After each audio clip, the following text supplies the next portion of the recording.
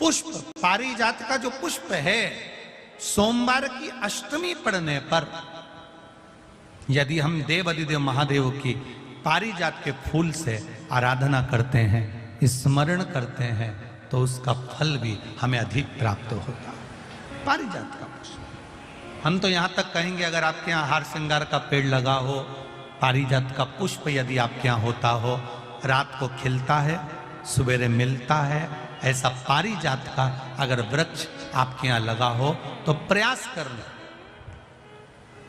12 महीने शिवरात्रि आती है, बोलो आती कि नहीं आती? आती है ना 12 महीने। 12 महीने शिवरात्रि आती है। कैलेंडर पर एक गोला बनाकर रख देना कि हमको ये शिवरात्रि आई है, हर महीने की शिवरात्रि तुम्हारे ध्यान में रहेगी।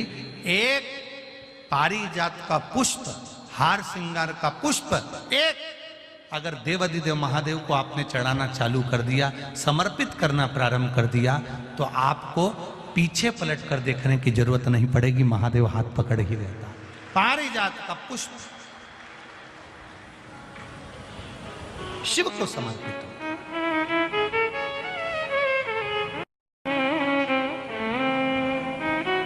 सफेद कलर का पुष्प है, आप टीवी पर दर्शन कर रहे होंगे। केसरिया कलर की, नारंगी कलर की उसकी डंडी है, भगवान शिव को समर्पित पारिजात। जब हम देवाधिदेव महादेव को जल समर्पित करते हैं, भगवान शंकर को जब हम जल चढ़ाते हैं, उस समय पर भी भगवान को, अगर तुम्हारे पास में थोड़ा सा पारिजात की जो डंडी है सुखाई है, आपने पारिजात फूल के नीचे की जो डंडी है उसको तुमने सुखाकर अगर चंदन बनाया है, तो वो चंदन आप प्रतिदिन भी देवाधिदेव महादेव को समर्पित कर सकते हो। पारिजात पुष्प।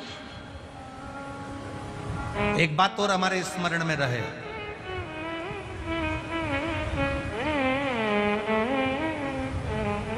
भगवान शिव को जो ये 5 तरह के पुष्प समर्पित करे जाते हैं, इन पुष्पों की डंडी जो पीछे लगी होती है, इसको तोड़ा नहीं जाता शिव जी को चढ़ाते समय। इसका स्मरण आपको रहे।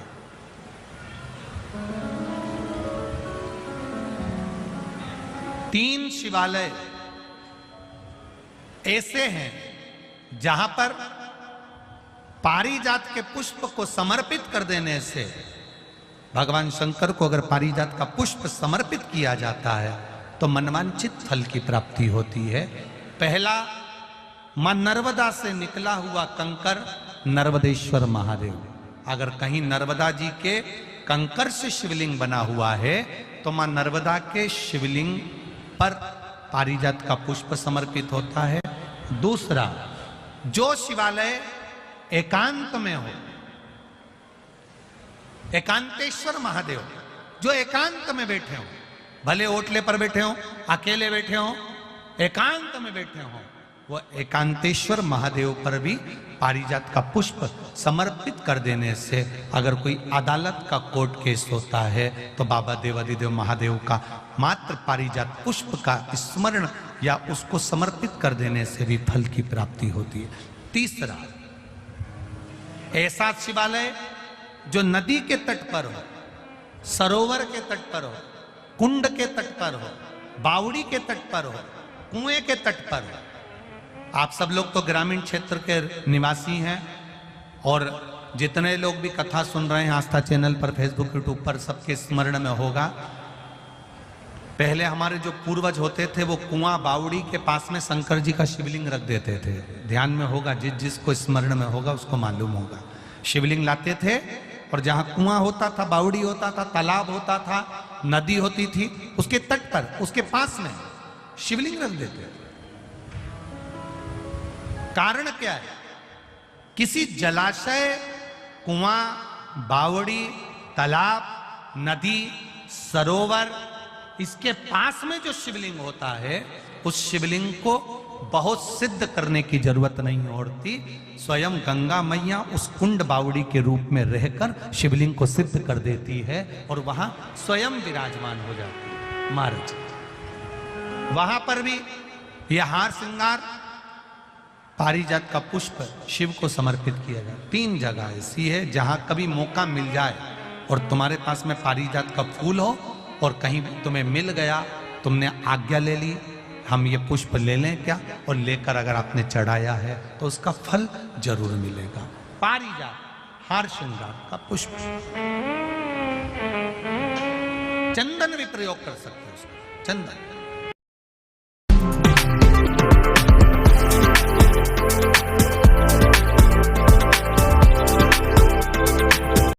पुष्प पारिजात का जो पुष्प है, सोमवार की अष्टमी पड़ने पर यदि हम देवाधिदेव महादेव की पारिजात के फूल से आराधना करते हैं, स्मरण करते हैं, तो उसका फल भी हमें अधिक प्राप्त होगा।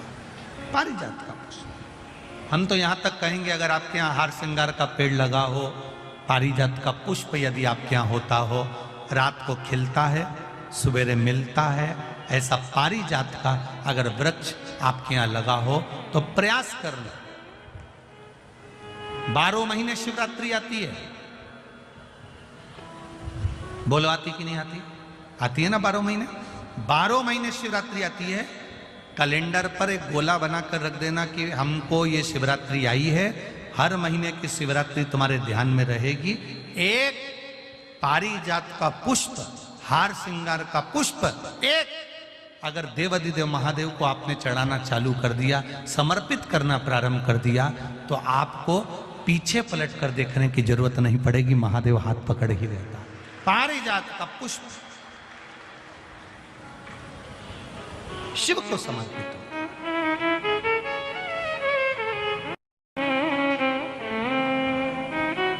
सफेद कलर का पुष्प है, आप टीवी पर दर्शन कर रहे होंगे। केसरिया कलर की, नारंगी कलर की उसकी डंडी है, भगवान शिव को समर्पित पारिजात।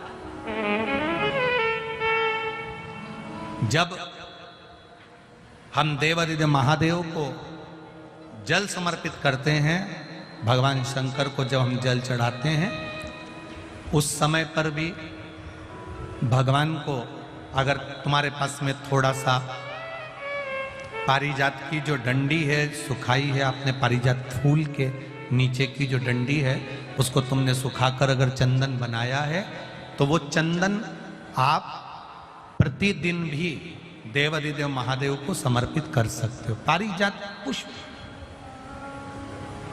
एक बात और हमारे स्मरण में रहे,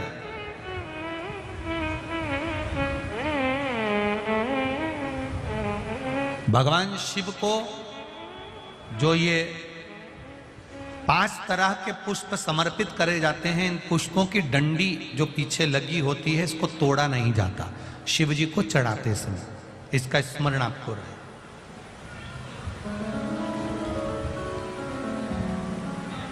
तीन शिवालय